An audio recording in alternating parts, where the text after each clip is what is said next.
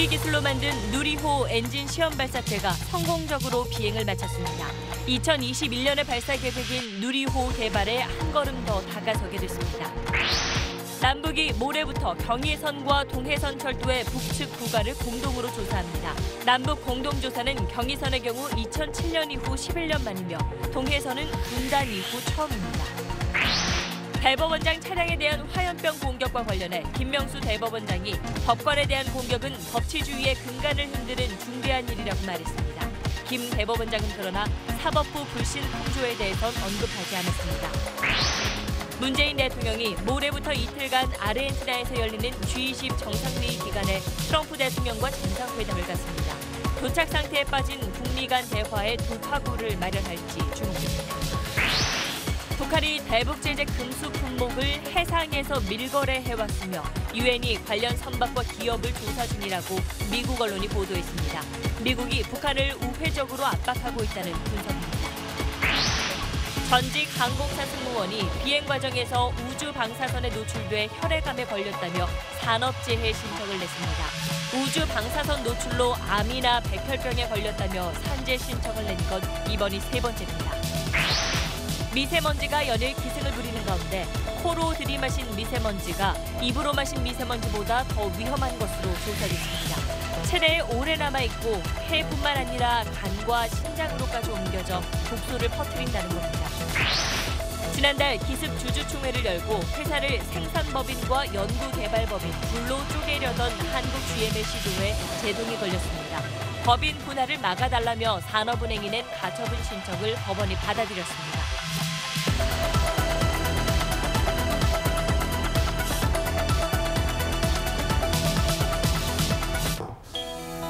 공기청정기가 도로 위로 매일을 바꾸는 현대수소 전기차. 엔진 점화 발사.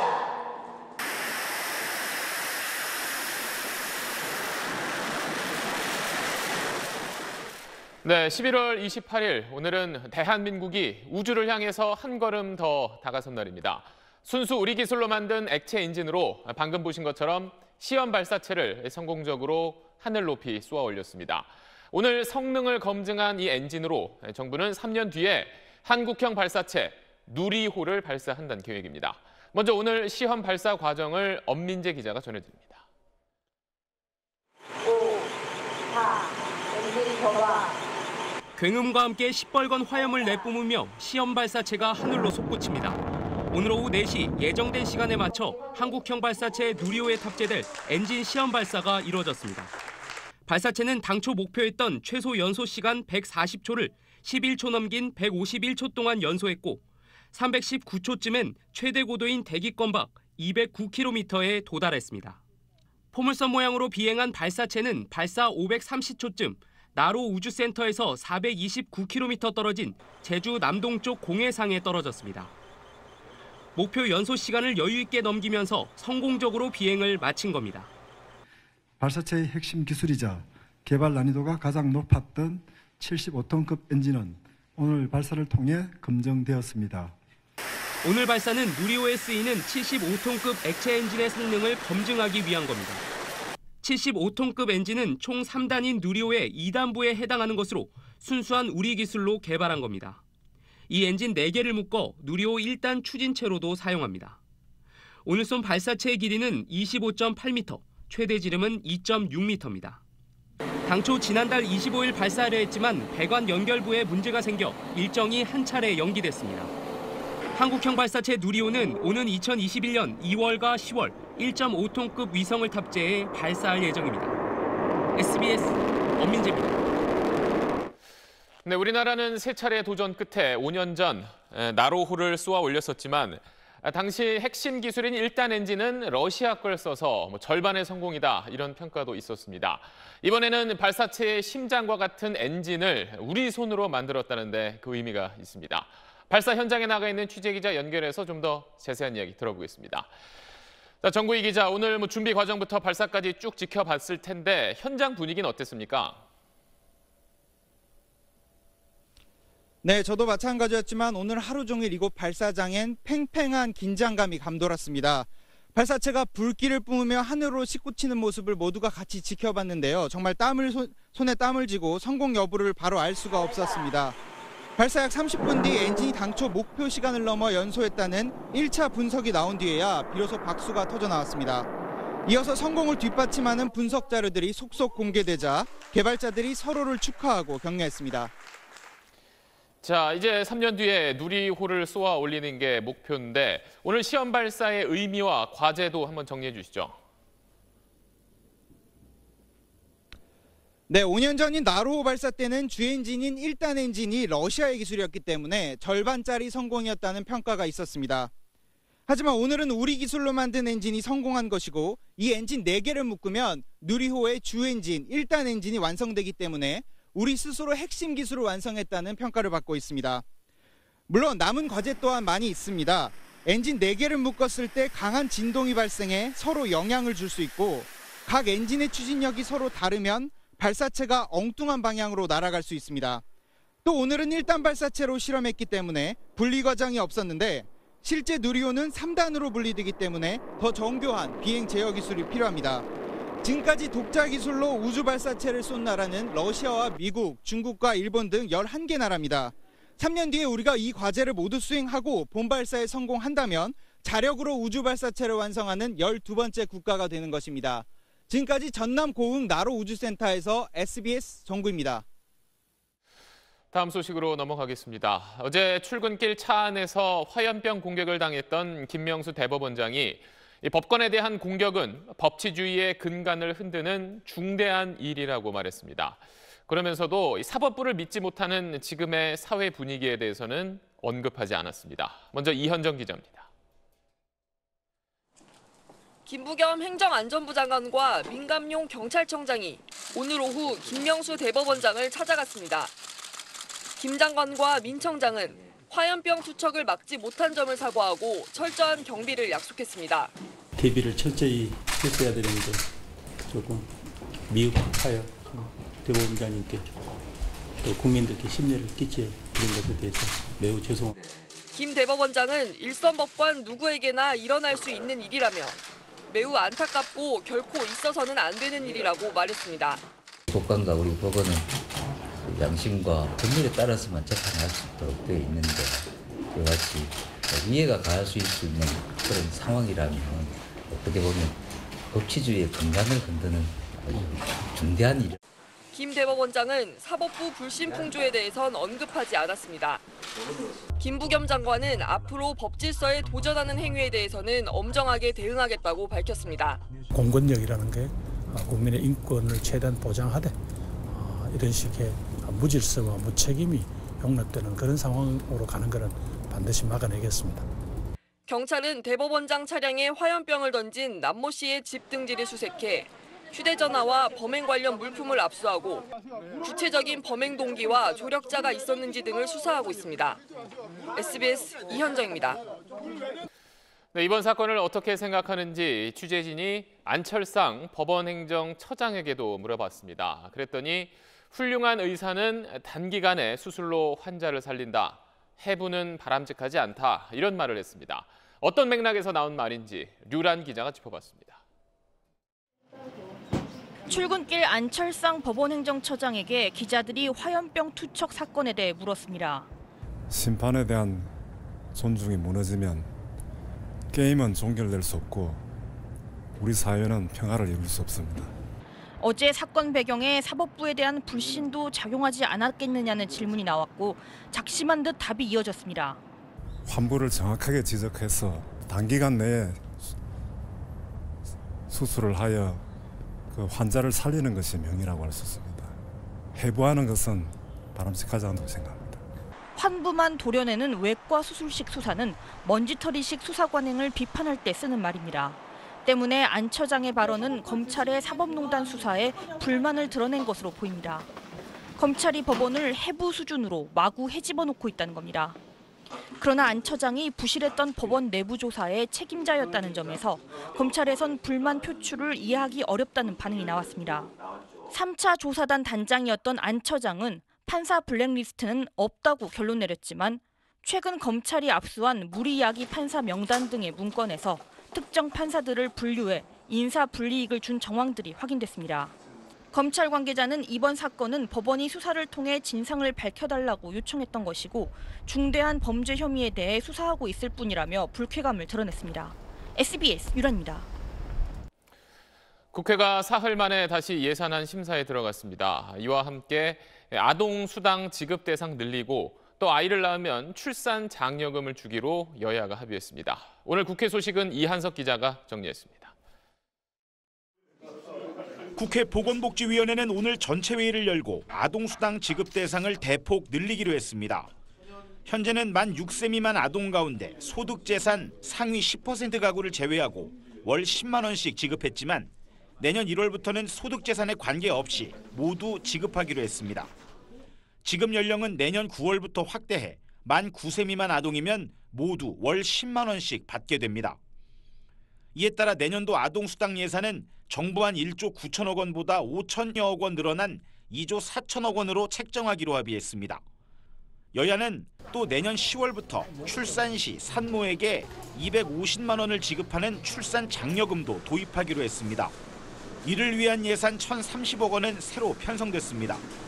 아직 국회 예산결산위원회 심의를 남겨두고 있어서 시기와 액수가 소폭 조정될 수는 있습니다.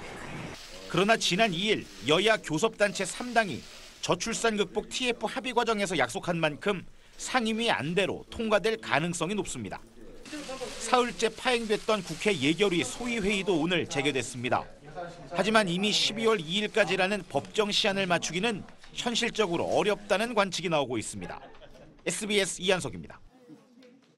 남과 북이 모레부터 경의선과 동해선의 북한 쪽 철로 구간을 함께 조사합니다.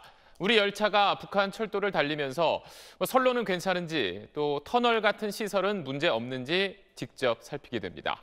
자세한 조사 일정을 김하영 기자가 전해드리겠습니다.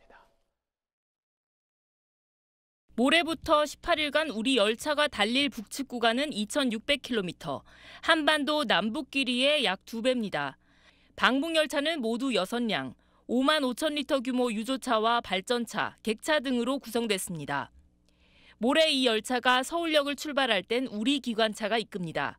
하지만 도라산을 거쳐 북측 판문역으로 넘어가면 북측 기관차가 연결됩니다. 우리 기관차는 귀환합니다.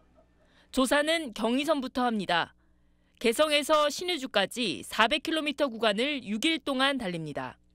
이후 평양, 원산 등 북측 철로를 달려서 반대편 동해선으로 갑니다.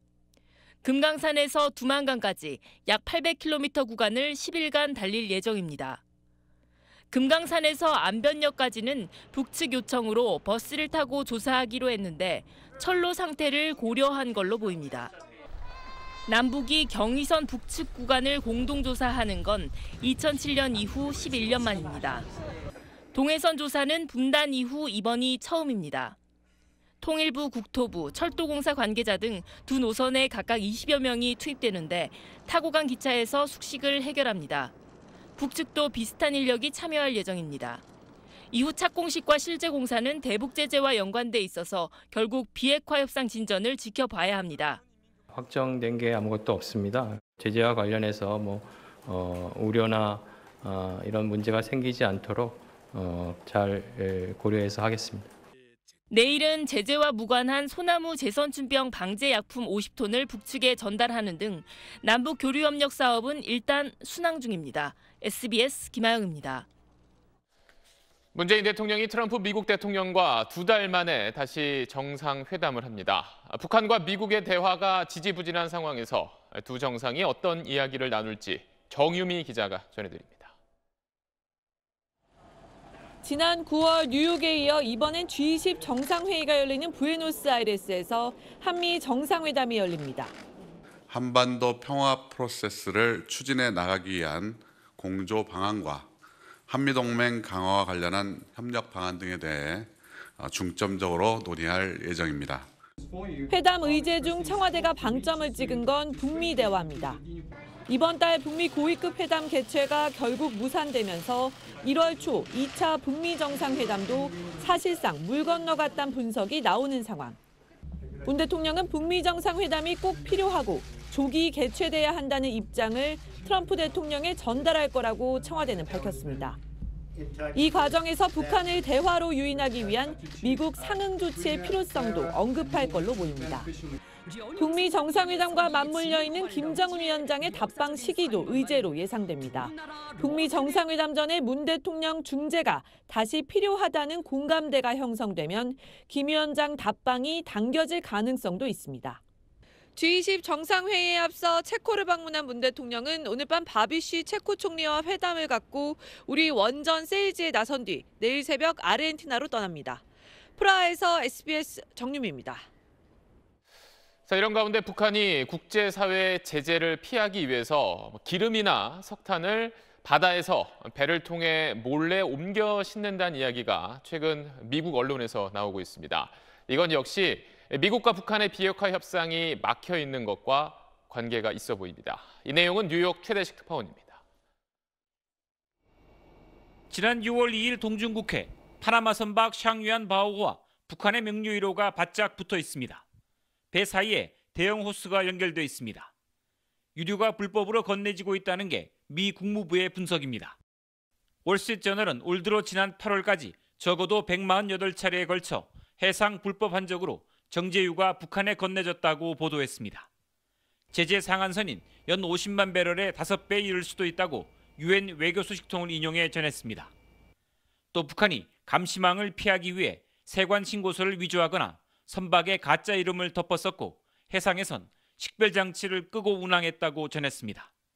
지금까지 적어도 40척의 선박과 130개 기업이 유엔의 조사를 받고 있는 것으로 알려졌습니다. 유엔 외교가에서는 이런 수준의 정보를 수집할 수 있는 국가는 미국이 유일하다고 보고 있습니다. 미국은 이와는 별도로 북한 금융기관의 돈 세탁에 연루된 싱가포르 기업 한 곳과 중국 기업 2곳의 자금을 몰수해달라는 소송을 연방법원에 제기했습니다. 월스트리트저널 보도는 북미 협상이 교착 상태에 빠진 가운데 나왔습니다. 비핵화 협상을 진척시키기 위한 미 정부의 채찍이라는 분석이 있습니다. 뉴욕에서 SBS 최대식입니다.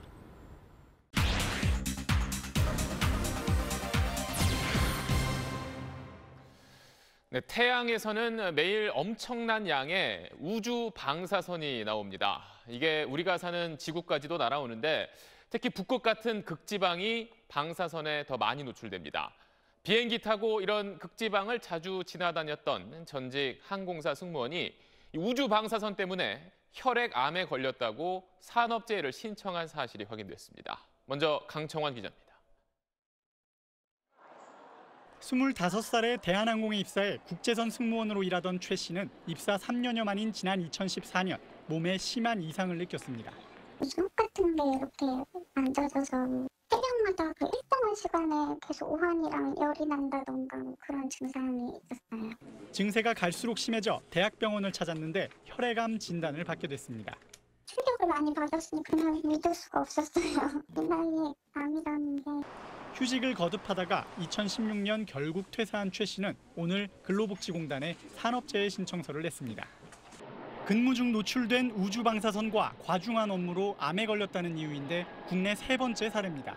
우주 방사선은 태양 등 항성에서 발생해 지구로 날아오는데 지상에서 약 8에서 12km 고도로 비행하는 항공기에 영향을 미칩니다.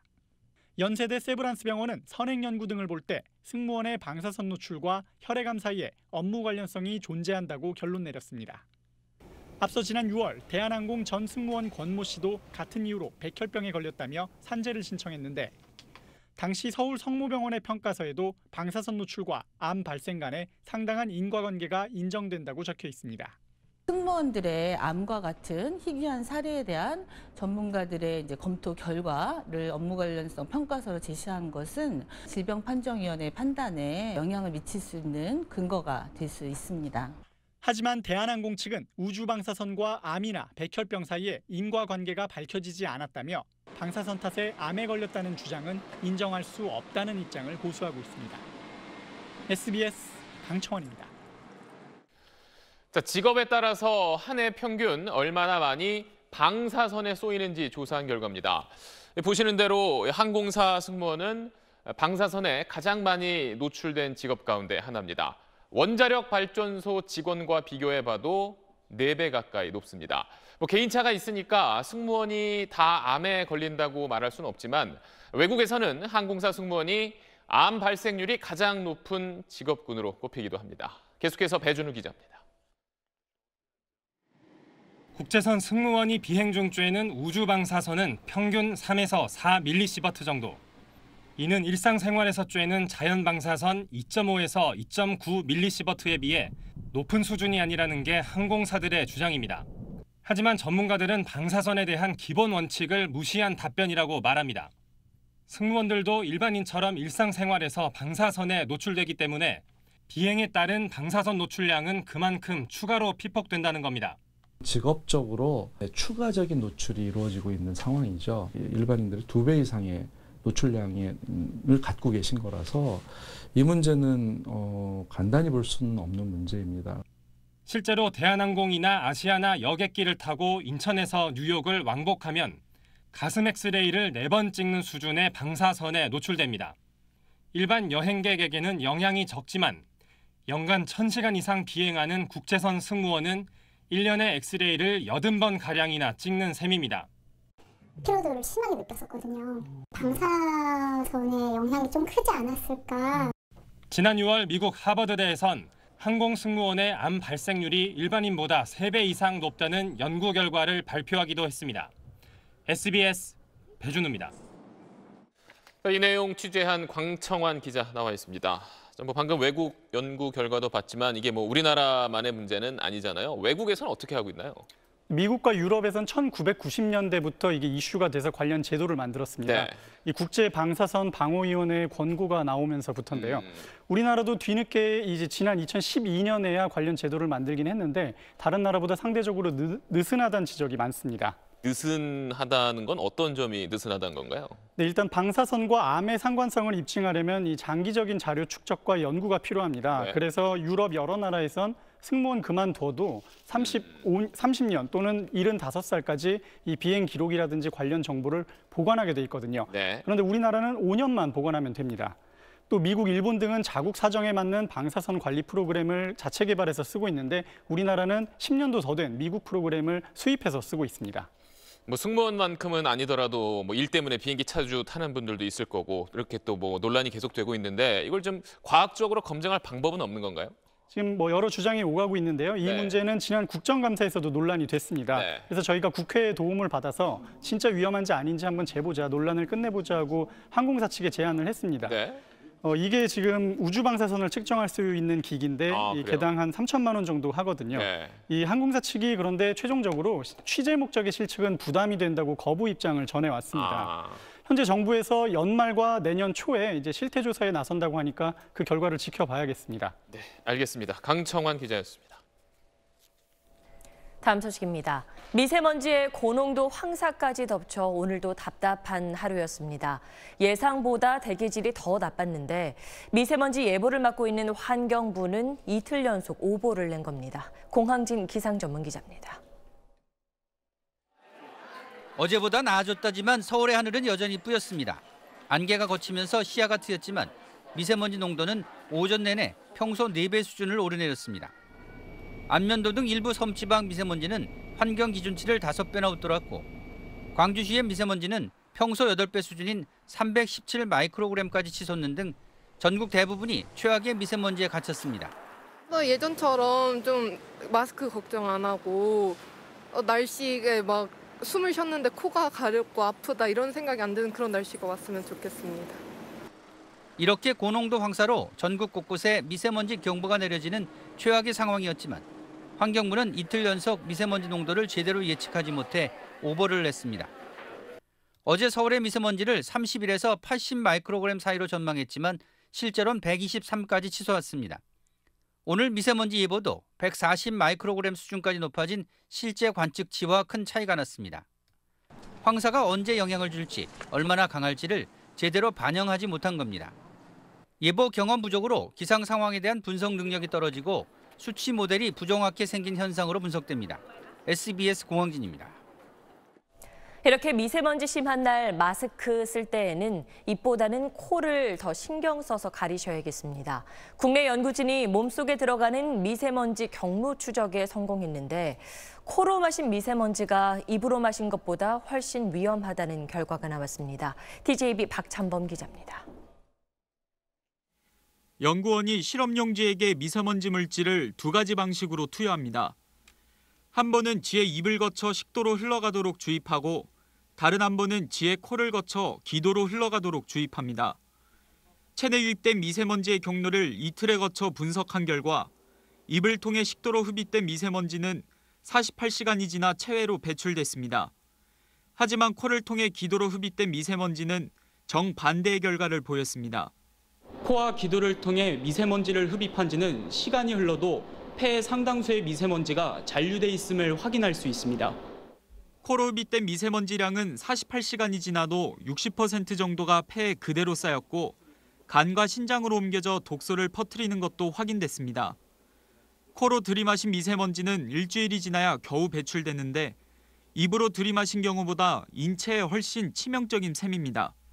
방사성 동위원소와 핵의학 영상기기를 활용해서 미세먼지가 체내에 들어왔을 때 어떻게 거동을 하고 어떻게 배출하는지를 이렇게 정량적으로 또 영상화하는 연구진의 미세먼지 체내 영상화 기술은 미세먼지의 인체 유해성 등 기초의학 연구에 활용될 예정입니다. TJB 박찬범입니다. 통신 대란을 일으켰던 KT 아현지사 화재는 통신구라는 곳에 불이 난 거죠. 스프링클러도 없어서 피해가 컸는데 작은 규모면 설치 의무가 없다는 변명이 답답함을 더했습니다. 그런데 통신만큼 중요한 전기 옮기는 곳, 전력구라는 곳에 들어가 봤더니 규모는 작아도 대비 상황은 크게 달랐습니다. 고정현 기자입니다. 지난 2000년 불이 났던 여의도 공동구엔 통신선과 전력선이 함께 들어가 있었습니다. 불이 나면 엄청난 피해가 난다는 게 확인됐고 그 뒤 통신과 전력, 수도관이 함께 지나는 공동구는 연소방지 시설을 반드시 설치해야 하는 곳이 됐습니다. 서울의 한 공동구를 가봤습니다. 입구에 여의도 공동구 화재를 잊지 말자는 글이 붙어 있습니다. 인터넷용 광 케이블과 대형 수도관이 함께 지나는데 CCTV가 24시간 감시합니다. 불이 나면 자동으로 감지해 스프링클러가 작동하고 방화문도 자동으로 닫힙니다. 저희 공동구 상황실과 관할 소방서에 자동으로 동시에 통보가 되도록 됩니다. 그런데 통신선만 지나는 통신구나 전력선만 지나는 전력구는 길이가 500m가 넘어야 연소방지 시설 설치 의무 대상입니다. 이번에 불이 난 KT 아현지사 통신구는 길이가 150m라 스프링클러가 없었고 소화기만 있었습니다. 길이가 400여 미터여서 설치 의무 기준 500m가 안 되는 서울의 한 전력구에 가봤습니다. 지하 40m를 내려가자 쭉 뻗은 통로가 나타납니다. 천장엔 화재 감시선을 따라 스프링클러가 달려있고 불에 약한 전기회로 파낸 고체형 소화기가 설치됐습니다. 이 전선과 전선이 만나는 접속부입니다. 불이 나기 매우 쉬운 부분인데요. 이렇게 실시간 열 측정 센서가 달려있고 전선은 난연 재질로 된 테이프와 커버로 2중 3중 보호하고 있습니다. 불이 나면 관제센터에서 송풍기 작동을 멈춰 산소 유입을 차단합니다. 불은 통신구 길이가 500m를 넘느냐 아니냐를 따지지 않습니다. 막대한 피해만 낼 뿐입니다. 형식적이고 기계적인 기준은 안전을 담보하지 못합니다. SBS 고정현입니다. 어제 성남의 한 고속화도로에서 레미콘 차량이 앞차들을 향해 무서운 속도로 돌진하는 사고가 있었습니다. 한 명이 숨지고 6명이 다치는 인명피해가 났는데 경찰은 졸음운전을 의심하고 있습니다. 정동현 기자입니다. 1차로와 2차로에 승용차들이 가는데 느닷없이 레미콘 차량이 그 사이를 비집고 앞으로 가더니 오른쪽으로 방향을 바꿔 돌진합니다. 근처에 공사장이 있어 차량 서행을 유도하던 사람은 가까스로 몸을 피합니다. 레미콘 차는 다른 차량 2대와 부딪힌 뒤 진출로에서 차량 3대를 더 들이받고서야 멈춰섰습니다. 어제 오전 10시 16분 경기도 성남의 분당 내곡간 고속화도로에서 일어난 사고 장면입니다. 이 도로와 벽면에는 여전히 사고 흔적들이 진하게 남아있고 이 바닥에는 사고로 인한 차량 파편들이 이렇게 어지럽게 널려 있습니다. 시간 당시에가 정체가 많이 되는 구간이라 이쪽이 그 시간대가 정차되어 있는 차들 그대로 와가지고 밀고 들어가지고요. 진출로에서 레미콘 차가 추돌한 차들을 밀고 가면서 맨 처음 추돌한 승용차 조수석에 타고 있던 사람이 숨졌습니다. 레미콘 차량 운전자 53살 이모 씨를 포함해 6명이 다쳤습니다. 경찰은 차량 블랙박스 영상과 1차 사고 전부터 레미콘 차가 비틀거렸다는 목격자 증언을 토대로 레미콘 차 운전자가 졸음운전을 했을 가능성을 염두에 두고 있습니다. 경찰은 레미콘 차의 정비 상태와 사고 당시 과속 여부를 확인한 뒤 운전자 이 씨가 치료가 끝나면 소환해 조사할 예정입니다. SBS 정동현입니다. 서울의 한 주상복합 아파트에서 배달원 출입을 놓고 논란이 벌어지고 있습니다. 헬멧은 벗어놓고 올라가라, 주민용 엘리베이터는 안 되고 화물용을 타라 하고 있는 건데 정다은 기자가 취재했습니다. 서울 마포의 주상복합 아파트입니다. 경비원이 음식 배달원을 막아서더니 주민에게 연락을 합니다. 내려오실 수 있으실까요? 원칙이어서. 입주민이 그냥 올려보내달라고 하자 헬멧은 벗어놓고 가라고 합니다.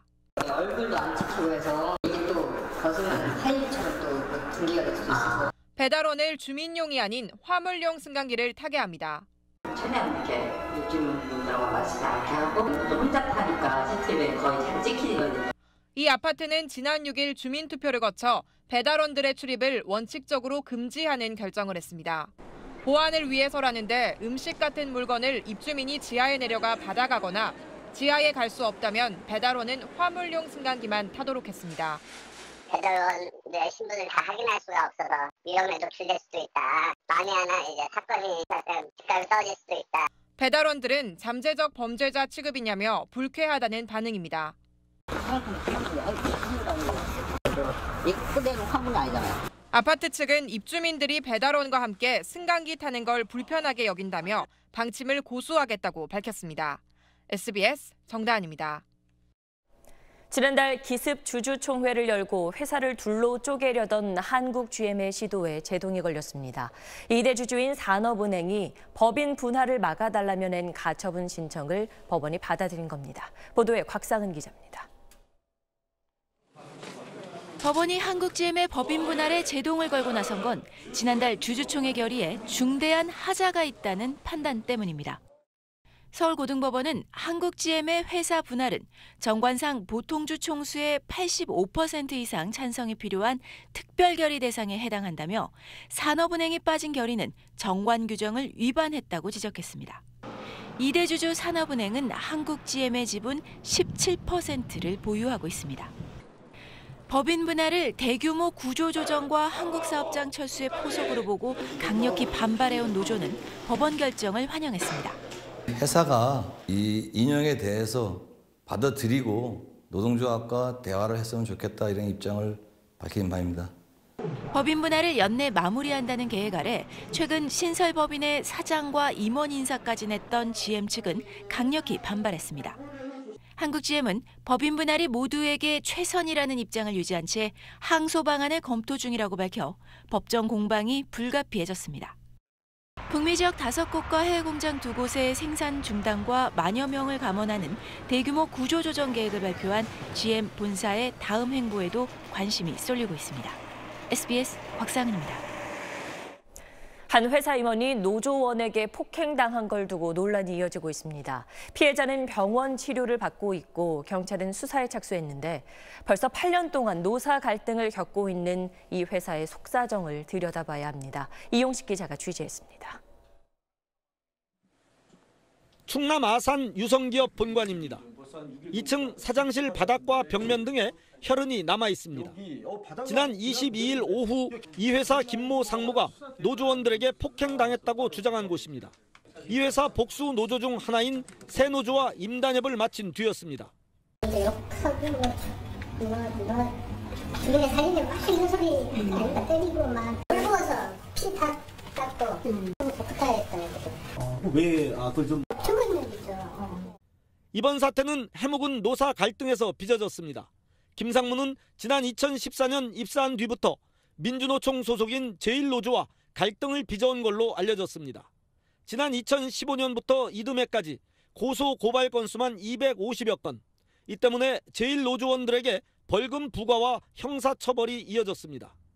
새노조와 달리 제1노조와는 임단협이 6년째 결렬됐는데 회사 측은 1노조에서 임단협 사전 조건으로 새노조 해체와 책임자 처벌을 내세워 협상이 결렬돼 왔다고 주장했습니다. 반면 노조 측은 회사가 그동안 강경 일변도로 대응하며 성의 있는 협상에 나서지 않았다고 반박했습니다. 저희는 이 문제를 해결하기 위해서 굉장히 무던히 애를 많이 써왔는데 회사는 번번이 노조 파괴를 멈추는 것을 끝까지 진행을 했고 경찰은 오늘 오후 회사 대표 최모 씨를 불러 조사하는 등 본격 수사에 착수했습니다. 경찰은 내일쯤 노조원 10여 명에 대해 감금과 폭행, 공무집행 방해 혐의로 출석 요구서를 보내기로 했습니다. 하지만 노사 갈등의 골이 깊어 경찰 수사와 무관하게 유성기업 사태 해결은 쉽지 않을 전망입니다. SBS 이용식입니다. 서울 지하철 9호선의 3단계 연장 구간이 다음 달 1일 공식 개통됩니다. 새로 늘어나는 구간은 중앙보훈병원역까지 8개 역 9.18km입니다. 많은 시민들이 서울 강남과 여의도, 김포공항까지 이동 시간을 크게 줄일 수 있을 텐데 문제는 가뜩이나 지옥철이라는 9호선에 사람이 더 몰릴 거라는 겁니다. 어떤 대책이 있는 건지 취재기자 연결합니다. 노동규 기자, 9호선은 특히 출퇴근 시간에 많이 붐비는데 연장 개통되면 더 심해질까 걱정이네요. 네, 출퇴근 시간을 넘긴 지금은 비교적 한산한 모습입니다. 하지만 출근 시간에 한 번이라도 9호선을 이용해 본 시민이라면 입을 모아서 참 고통스럽다 이렇게 얘기합니다. 열차 한 량에 160명이 탔을 때 혼잡도가 100%다 이렇게 얘기하는데 염창역에서 당산역에 이르는 구간의 경우 혼잡도가 한때 200%를 넘기기도 했기 때문입니다.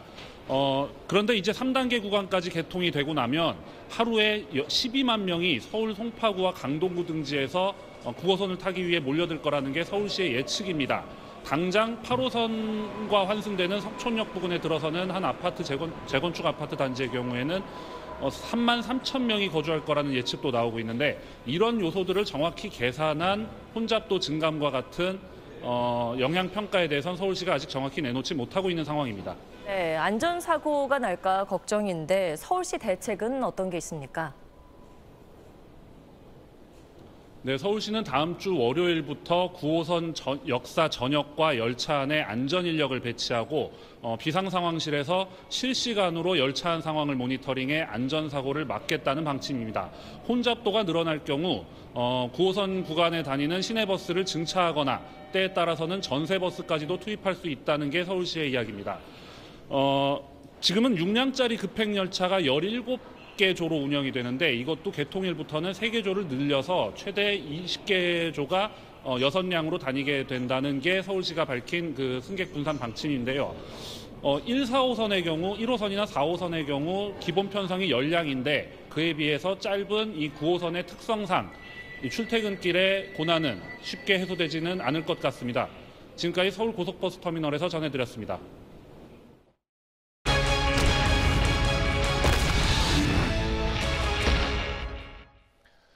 잘못했으면 잘못한 만큼 벌을 받는 너무나도 당연한 원리가 사립학교에선 통하지 않는다고 저희 끝까지 판다팀이 지적했었습니다. 비리를 저지른 곳의 65%는 교육청의 징계 요구를 무시하는 걸로 드러났습니다. 이 징계권이 학교에 있기 때문인데 이런 답답한 현실을 바꾸기 위해서 학부모들이 직접 나섰습니다. 유덕기 기자입니다. 지난 9월 서울 동구여중 앞에 현수막이 잔뜩 걸렸습니다. 학교 법인이 교장을 해임하자 이에 반대하는 학부모들이 만든 겁니다. 교장과 학교가 법적 다툼을 벌이며 임용 취소와 직위 해제가 이어지면서 교장은 10달째 빈자리입니다. 공교육기관인 학교에다가 교육을 시켜달라고 맡긴 건데 학교가 이렇게 비정상적으로 계속 방치가 되어 있는 것이 해결될 기미가 안 보이고. 갈등은 2012년에 시작됐습니다. 같은 학교 법인 소속인 동구 마케팅고 교사의 제보로 서울시 교육청은 비위 17건을 적발했습니다.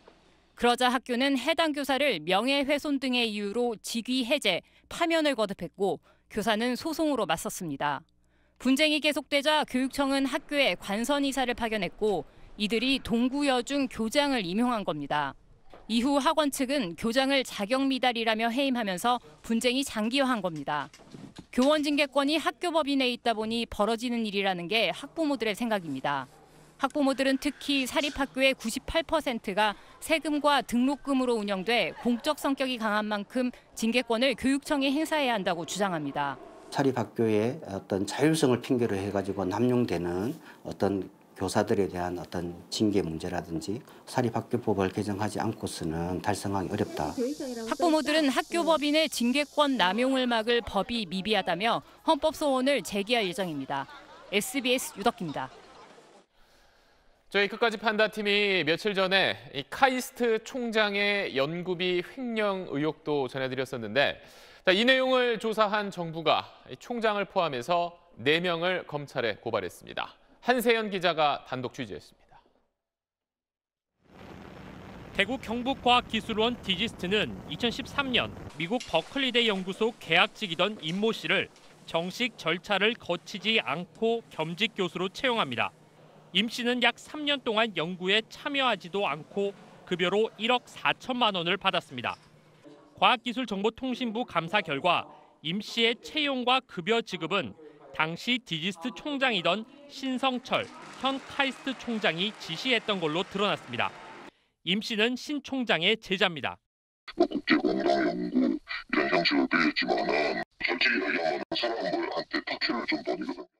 신 총장은 국가 연구비를 빼돌린 혐의도 받고 있습니다. 임 씨가 근무하는 버클리대 연구소 장비를 무상 사용하는 게 가능한데도 사용료 명목으로 연구비를 지급받아 2014년부터 올해까지 모두 22억 원을 미국에 보냈다는 겁니다. 건네진 연구비의 절반가량은 임 씨의 인건비로 쓰였습니다. 과기부는 학교 내부 문건과 이메일 분석을 통해 신 총장이 임 씨 청탁을 받고 계약을 추진했다고 판단했습니다. 과기부는 신 총장과 제자 임 씨, 연구 계약에 관여한 교수 등 모두 4명을 검찰에 고발했습니다. 신 총장은 취재진에게 고발 내용을 아직 파악하지 못해 해명하기 어렵다고 말했습니다. 과기부는 검찰 고발과 별도로 추가 감사를 진행해 신 총장의 직무를 정지시키고 해임 등의 중징계를 카이스트 이사회에 권고할 방침입니다. SBS 한세연입니다. 투자 지역을 찍어준다는 이른바 부동산 스타 강사들에 대해 국세청이 세무조사에 나섰습니다. 부동산 시장 과열을 조장하고 고액의 수강료를 받아 챙기면서 세금도 제대로 내지 않는다는 지적이 조사의 배경이 됐습니다. 화강윤 기자입니다. 올해 집값이 급등하면서 부동산 스타 강사들이 집값 상승을 이끌었다는 지적이 나왔습니다. 이들은 인터넷 카페 등을 통해 유망 투자 지역을 찍어주고 대가를 받았는데 수강생들이 부동산 투자에 적극 나서면서 집값을 끌어올렸다는 겁니다. 이들의 고액 수강료와 세금 탈루에 대한 문제 제기도 나왔습니다. 수강료가 1,100만 원이라고 그래요. 이게 무슨 학원업을 등록하고 하는 건지 이거 바로 세무조사를 해야지 않는가. 국세청은 부동산 강사와 컨설턴트 등 탈세가 의심되는 21명을 찾아 본격적인 세무조사에 나섰습니다. 한 부동산 강사는 아파트와 오피스텔 400여 채, 모두 900억 원에 달하는 부동산 자산을 보유하면서도 이 자산을 만든 소득원을 신고하지 않아 세무조사 대상에 오르기도 했습니다. 신고한 강의 수익 금액에 비해서 이제 그 자산의 어떤 취득 금액이 이제 과다하게 차이가 나서 이제 그 자금 출처 부분을 이제 앞으로 이제 세무조사를 통해서 뭐 확인을 하겠다는 그런 취지입니다. 국세청은 부동산 강사가 추천한 투자 지역의 부동산 거래도 살펴보고 거래자들의 탈세 혐의도 확인되면 역시 조사할 계획입니다. SBS 화강윤입니다. 60대 초반인 코오롱그룹 이웅열 회장이 오늘 퇴임을 선언하고 전문 경영인에게 경영을 맡겼습니다. 재벌가의 대물림 경영 관행에 변화가 생길지 관심입니다. 박창근 기자의 보도입니다. 이웅열 코오롱 회장은 퇴임 이후로 변화를 들었습니다. 변화를 위해 이제 제가 떠날 때입니다. 앞으로 코오롱의 경영에는 관여하지 않을 것입니다. 그룹 경영은 전문 경영인에 맡긴다고 밝혀 경영권을 바로 가족에게 승계하지 않고 사퇴하는 것은 다른 재벌들과 다릅니다. 이 회장은 23년간 지켜온 3세 경영자 자리가 쉽지 않았음을 내비치기도 했습니다. 금수저를 꽉 물고 있느라 입을 앙 다물었습니다. 이빨이 다 금이 간 것 같습니다. 하지만 30대인 장남을 전무로 승진시켜 오너 경영을 언제든 재개할 수 있다는 분석도 나오고 있습니다. 한국재벌의 오너 중심 지배구조는 장기적이고 과감한 의사결정, 빠른 추진력 등의 장점으로 산업화에 기여했습니다. 하지만 3세에서 4세로 갈수록 혁신과 도전 정신은 사라지고 검증되지 않은 경영 능력의 갑질 논란까지 이른바 오너 리스크를 키웠습니다. 전문 경영인의 실적이 오너 경영자의 실적보다도 나은 것으로 나타난 연구 논문이 여럿 있습니다. 실적이 부진할 경우 소유와 경영을 분리하는 전문 경영인 체제로 경영 투명성을 높여야 한다는 목소리가 커질 걸로 보입니다. SBS 박찬근입니다. 실제 보유하지도 않은 주식을 대량 매도하는 무차입 공매도를 해온 세계적 금융회사 골드만삭스에 대해 금융당국이 사상 최대 규모의 과징금을 부과했습니다. 김정우 기자가 보도합니다. 지난 5월 골드만삭스는 이틀에 걸쳐 주식 156종목, 총 401억 원 규모의 공매도 주문을 냈습니다. 먼저 해당 주식을 빌려와서 팔고 다시 주식을 사서 채워놔야 하지만 결제일엔 41개 종목 245만 주가 결제되지 않았습니다. 빌려온 주식이 없는데 일단 매도부터 하는 불법 무차익 공매도였던 겁니다. 증권선물위원회는 골드만삭스에 과태료 75억 480만 원을 부과했습니다. 지금까지 무차입 공매도에 대한 최대 과태료가 6천만 원이어서 솜방망이란 비판을 받아왔는데 110배 이상 많은 사상 최대 규모입니다. 주식 하락장 때마다 멀쩡한 주식에도 대량 매도 주문을 내 개인 투자자들을 울리는 대자본의 횡포는 공매도 제도의 폐지 요구로 이어지기도 했습니다. 최근 5년 동안 이런 불법 공매도로 적발된 금융회사 대부분이 외국계였습니다. 금융당국이 외국계 회사의 사후 보고에만 의존할 뿐 실제 거래 내용을 확인할 수 없어 벌어진 일입니다. 주식시장의 거래 행위 중에 하나이기 때문에 사실은 이게 저희가 인비저블이라고요. 거래 꼬리표가 붙지를 않기 때문에 확인을 할 수는 없는 거거든요. 금융당국은 앞으로 무차익 공매도를 무관용 원칙으로 엄정하게 조치하겠다면서 내년 상반기까지 실제 주식을 빌려서 판 것인지 확인하는 시스템을 갖추겠다고 밝혔습니다. SBS 김정우입니다. 정부가 최근 화제가 잇따르고 있는 에너지 저장 장치 ESS에 대한 안전 점검에 착수했습니다. 산업통상자원부는 다음 달부터 내년 1월까지 국내 1,300개 ESS 사업장에 대해 안전 진단을 실시합니다. ESS는 만든 전기를 저장해두는 장치로 태양광 같은 신재생에너지의 필수적인 설비인데 올해만 14번째, 이달 들어서도 4건이나 화재가 발생해 안전성에 대한 우려가 커지고 있습니다.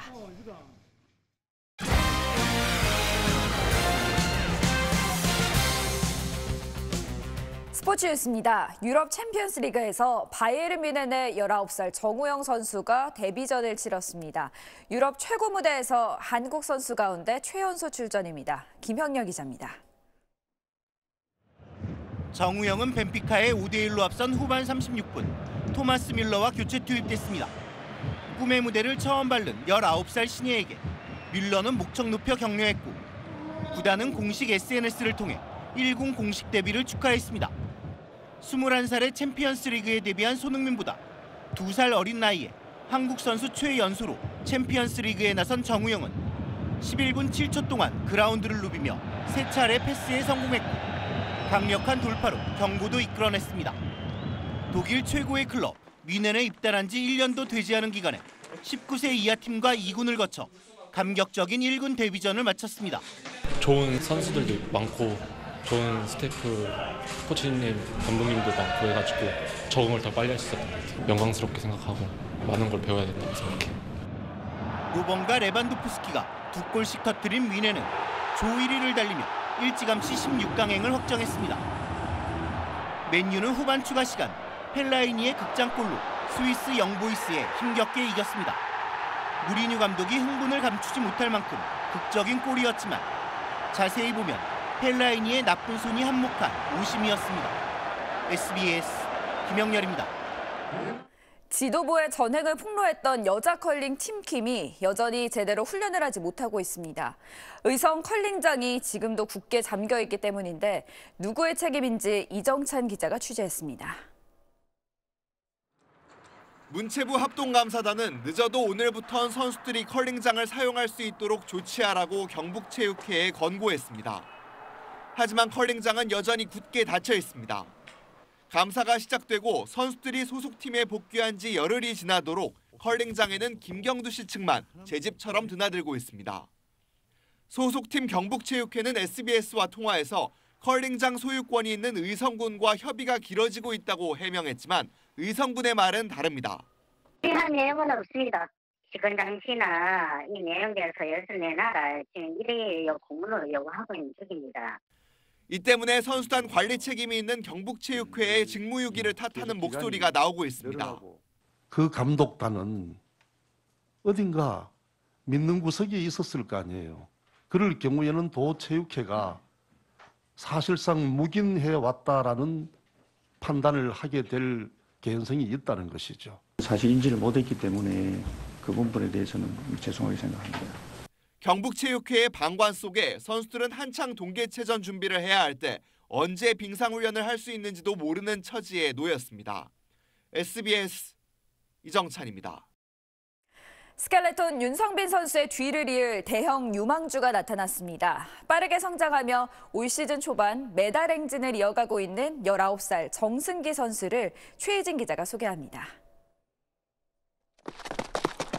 정승기는 15살이던 2014년 국가대표 선발전에 최연소로 도전해 눈길을 끌었습니다. 윤성민 선수와 같이 올림픽 같이 나가서 멋있게 한번 해보고 싶어요. 이후 해마다 성장을 거듭해 2016년 유스 시리즈에서 종합 우승했고 지난해에는 성인 무대인 북아메리카컵에서 2차례 금메달을 목에 걸며 시즌 종합 우승을 차지했습니다. 평창올림픽 개회식에서는 한국 겨울 스포츠의 미래로 뽑혀 오륜기를 들고 입장하기도 했습니다. 올 시즌 4차례 출전한 대륙간컵에서 모두 메달을 따냈고 지난주 3차 대회에서는 시상대 맨 위에 올라 평창올림픽에서 6위를 기록했던 선배 김지수를 뛰어넘었습니다. 남은 대회에서도 좋은 성적을 거둬서 성부 형하고 월드컵 무대에 서고 싶습니다. 탁월한 순발력과 하체 근력을 갖춰 스타트가 뛰어난 데다 경험을 쌓아가며 주행 기술까지 향상되고 있습니다. 베이징 올림픽 때는 성빈 형하고 지수 형과 같이 단상에 다 같이 올라가고 싶습니다. 19살 정승기의 눈은 벌써 2022년 베이징 올림픽을 정조준하고 있습니다. SBS 최희진입니다. 챔피언스리그에서 유벤투스가 만주키치의 골로 발렌시아를 꺾고 16강에 올랐습니다. 호날두의 날카로운 패스가 승리를 이끌었습니다.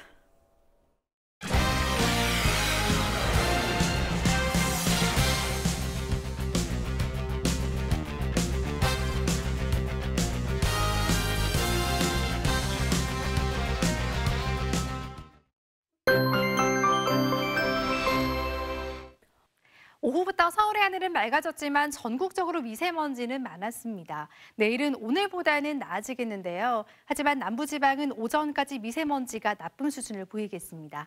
한편 중국에서는 또 다른 황사가 내려오고 있습니다. 대부분 높은 상공을 지나긴 하겠지만 일부가 남부지방에 영향을 줄 가능성이 있습니다. 내일 아침 출근길은 조금 더 따뜻하게 입으셔야겠습니다. 서울과 대구가 0도로 출발하겠고요. 한낮 기온 서울이 6도 안팎에 머물겠습니다. 내일 전국이 대체로 맑겠고 영동 지역은 메마른 날씨가 이어지겠습니다. 남부지방은 내일 아침 미세먼지에 안개도 짙게 끼는 곳이 많겠습니다. 모레 아침은 서울이 영하 2도까지 내려가겠고 다음 주 초반에는 추위를 부르는 비 소식이 있습니다. 날씨였습니다. 뉴스 마치겠습니다. 고맙습니다.